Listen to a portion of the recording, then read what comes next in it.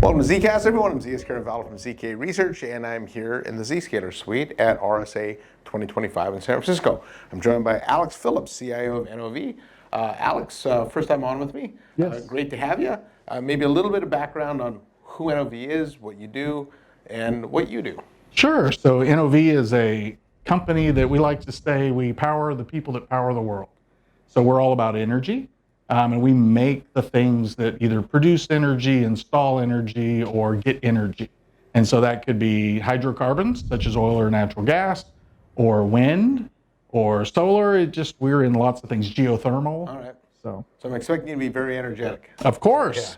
Yeah. Now, you've been a Zscaler customer for quite some time. Yes. And let's go back in time a little bit and just tell me about the pre-Zscaler environment, some of the challenges you were having, and why you initially went to them. Yeah, our journey really began with the horrible commodity crash of oil in 2014. To us, we had this legacy stack, multiple appliances. You name the vendor, we probably had it in our security stack. Yeah, and that's very common. It's not like you were atypical, right? Right, in 2014, 2015, that's where we're at. But all of those devices were end of life.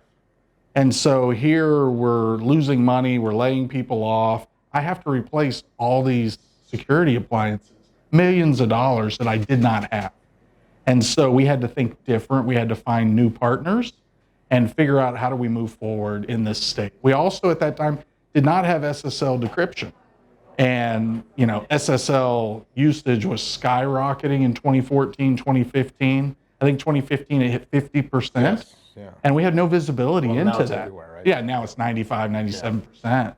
So, we had a gap as well. Even though we loved the stack we had a gap. And, there were always times that, you're having to patch, maintain it. And if there was a bug in a patch, we only had single instance. So we would have to just turn off that protection layer. We didn't have redundancy. And so that was another concern of ours. Yeah, well, the way you built redundancy was to buy two of everything. It was. And spend twice as much. Twice as much, yes. Twice as many appliances, twice as many patches. Oh, 100%. In fact, I've talked to companies that even tried to do multiple vendors, and then you got to keep all the rules up to date and things like that and stuff. So you make a small nightmare a big nightmare. But anyway, so you migrate to Zscaler. Yes. Right? And then what's that journey been like? And since Zscaler is all cloud-based, how's that changed operationally the way you function? So it was an interesting journey. We met with Zscaler. They were really, really helpful, trying to help us figure out our journey. Said it would take 90 days for us to migrate. We're worldwide. We're in 60 countries. At the time, we had over 600 facilities, and we were very hub and spoke. And so we're like, okay, we're just going to... And again, it's not atypical, right? We're going to just try and replace, and we'll take the hubs, and we'll point them at Zscaler. And so Zscaler said 90 plus days, and I challenged my team and said, let's do it in 30. And so, they were like panicked. And we actually did it in a little over 30 days, 95%. We moved over to it. Wow. And we How were... many users is that? At the time, about 27,000. Okay.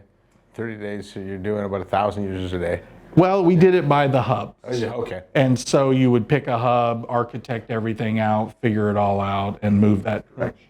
Yeah, it's still pretty aggressive. It was very aggressive, but it worked really, really well. We had done a good POC. Yeah. We gave them one of the hardest regions we had down in Latin America at the time. 2015, their internet wasn't as strong as it is today. Yeah. Okay, and since that deployment, talk about some of the benefits you've seen. So the benefit that really, really shocked me the most was the number of machines that we were reimaging. So we were, at the time, very proud of the security stack we had, and our endpoints, we actually had application whitelisting or safe listing deployed across all those endpoints. So nothing ran unless I approved it. And we were reimaging a few machines, per month. And after we turned on SSL decryption, moved over to Zscaler, we actually saw that drop to 0, maybe 1 every quarter, maybe. And it was shocking to us at just how much it had dropped. And I attribute it to SSL traffic, evil hiding in that SSL traffic. would just bypass the entire security stack, land on the endpoint, and then evil would happen. Yeah, well, that's what encryption is great for that, right? It hides the good traffic, but hides the bad traffic as well. 100%. Yeah. Now, one of the benefits Zscaler has is everything's provisioned in the cloud. And when we were prepping this, you told me about the COVID story. Yes. And how you adapted to that. And of course, that is something that I know from talking to many, many organizations that were running traditional VPNs at the time. They couldn't get concentrators, they couldn't scale. They had to buy more licenses, and it really almost brought the businesses to their knees. And so talk about your experience with Zscaler through that phase. Yeah, so that was their Zscaler private access product. We deployed that in 2018. And it worked great out of the box. And then we had an ice storm in Houston, which we don't know how to handle ice there. Yeah. And You get a lot for a place that doesn't know how to handle it. Well, we just admit we don't know what to do. And so everybody had to work remote. And we found that, why are things slow? And to fix it, it was simply give more memory, give more processor to the connectors, and boom, it was a great experience again. And so 2 years later, in February, we have operations in China, and we hear this thing called COVID that China's dealing with, and we're sending all of our employees home. And so I asked my team, what if this goes worldwide? And they said, we think we're ready. We'll add a couple more connectors just in high density resource locations. And so when COVID locked everybody down and we scaled up over 10,000 people remote, there was no difference in experience. I even called managers around the world and said, hey, how's everything working? And they're like, it's normal, Alex. And I'm like, no, this is not normal. And they're like, no, this is normal. And so I got no kudos. You had to have anticipated some problems. I really did. Yeah. So you know what our biggest problem was? We had a lot of users that only had desktops. Oh. And so I was like, they're like, what do I do? I said, take your desktop home. And so they took their desktop home, but they only have Wi-Fi at home. Yeah. And all we had was Ethernet connections. And so they're running big, long Ethernet cables across their homes to hook up to the internet. Yeah, well, that's that was our biggest problem. Yeah. But that does show the scalability of the cloud. Now, I know recently in an article I read that you moved to something called identity as the perimeter, right? And so, first of all, explain what that means and why you did that. So we noticed, I don't know, probably 5 or 6 years ago that I had control of less and less of my IT estate. As you adopt more cloud, as you adopt more SaaS technology, you lose the servers, you lose the endpoints sometimes, you lose the applications, and you even lose the network because I can't control the internet. And so we went, where's our control plane? How do I make sure things are secure? And really your only control plane then comes down to identity. That is the one thing I actually own. It's the one thing that I actually control. And so now instead of going, I have a secure network or I have secure servers or applications, now I look at identity and then I can look at conditional access and utilize various identity tools. We utilize Okta for a lot of that, but it tightly integrates with Zscaler. And so when we're actually interrogating the endpoint, looking at conditional access, it's a mixture of Okta and Zscaler to figure out posture of the user and the machine that they're actually using.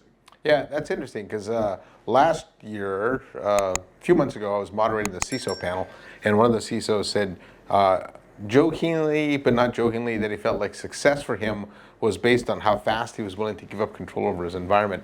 And you could tell he was joking, but he really wasn't joking. Yeah. And it is a good point because, before I was an analyst, I was in corporate IT, and we controlled what devices you used, what apps you used, when you could log in, and all of that's changed, right? And so you're right, the identity is the one thing. When it goes to the cloud, your trust has to change. Yeah. Zscaler was an early thing for us on trust. We're giving up our security stack to a vendor in the cloud. Yeah. And yet we actually saw things were better. I didn't have to patch. They handled it. I had redundancy. We created tunnels to multiple of their Zens in the cloud. We had SSL. We had better visibility. We had unified logging. I didn't have to stitch everything together. It was just win, win, win. So they gave us great comfort around actually doing security in the cloud. Yeah, so operationally, what's that meant for your team? It meant that I didn't have to expand the team. I could focus the team on other things. Yeah, because everyone talks about talent shortage in cyber, and so you've been able to keep up with the same staff. Well, and actually early on, Zscaler was not a security product.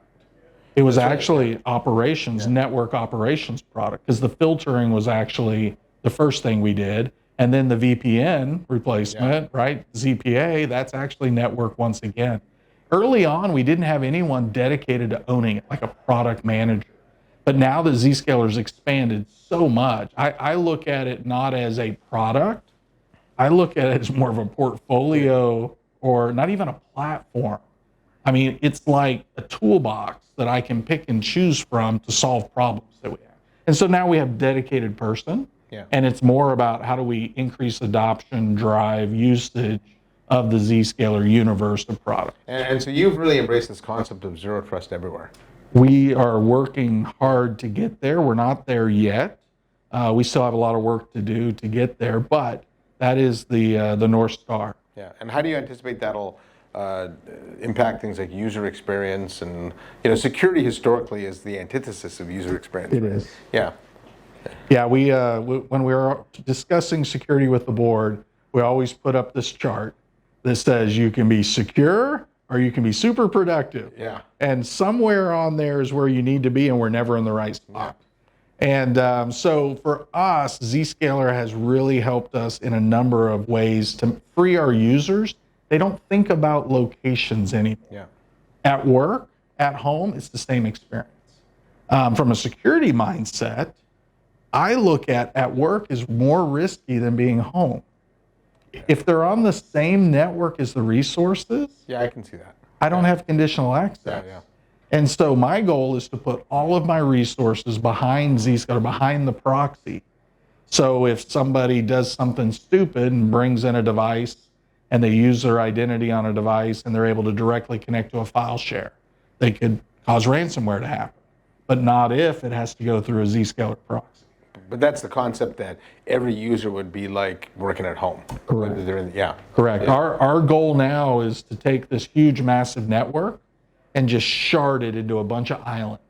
Yeah. And then just route the individual traffic where it needs to go, not by IP, but by namespace. Yeah. Well, the benefit of that, though, is the user now has the same experience wherever they are. Wherever they're at. And I've always said that with users, as soon as you change their experience, that's when they get less productive. Yeah. Yeah. So, all right. Well, thanks for the background on Zscaler. Let's put your CIO hat back on. Okay. And some of the Zscaler customer. And as we look out in the future, right, there's a lot of things coming in security, most notably AI. Yes. Right? It's a big topic here at the RSA show.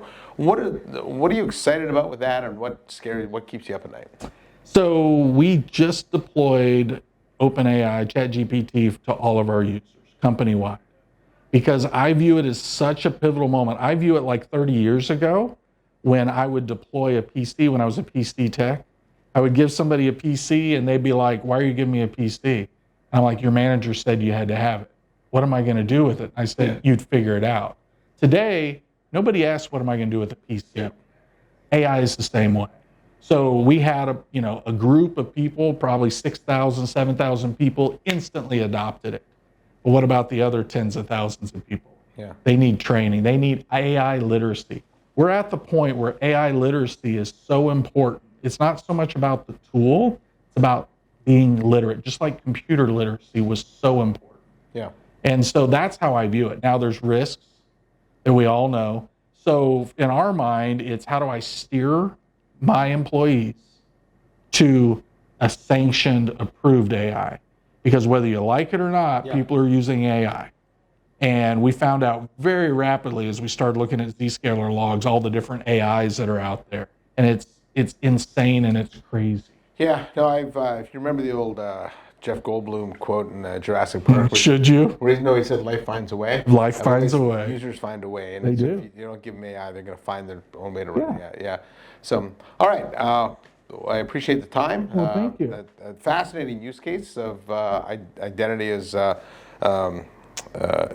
the perimeter, and I think there's a good lesson there in that while you may for other people in your shoes, while you feel like you may be giving up control of the environment, it's important to find the things you do control. Correct. And then use that as the perimeter. Agreed. All right, anything else you want to add? No, I'm happy to go on this journey. Yeah.